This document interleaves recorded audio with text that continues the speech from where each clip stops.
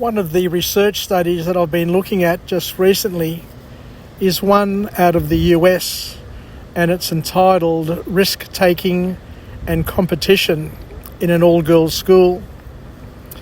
And some of the findings from this study say that girls from single-sex schools are more competitive than their co-ed female peers.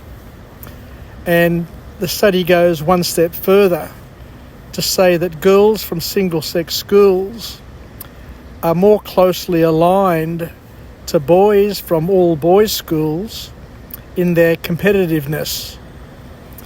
And this is where we learn that nurture matters when it comes to risk-taking and competitive behaviour.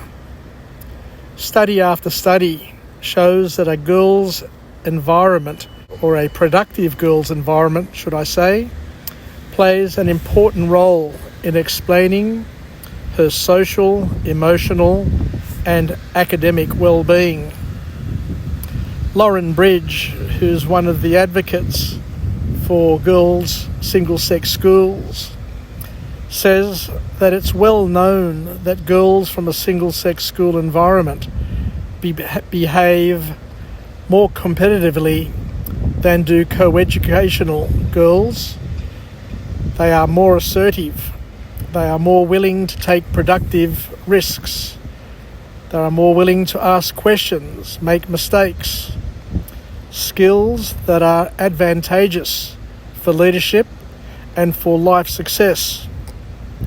Single-sex schools are bucking the trends when it comes to girls' participation in sport and in STEM subjects, the science, the technology, the engineering and the math subjects.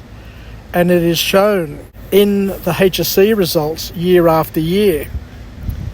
In the USA, single-sex education, believe it or not, is the fastest growing trend in the 21st century educational landscape. So it's interesting to see that study after study show that a girl's single-sex environment plays an important role in explaining their social, emotional, and academic well-being. Lauren Bridge, who's an advocate for single-sex schools and a great educator, says that it should come as no coincidence. Girls' schools specialise in girls, in tailoring every aspect of teaching and learning to girls and their particular learning style, purposefully developing their confidence and leadership potential and empowering whatever is their specialty without the interference and distraction of damaging gender stereotyping.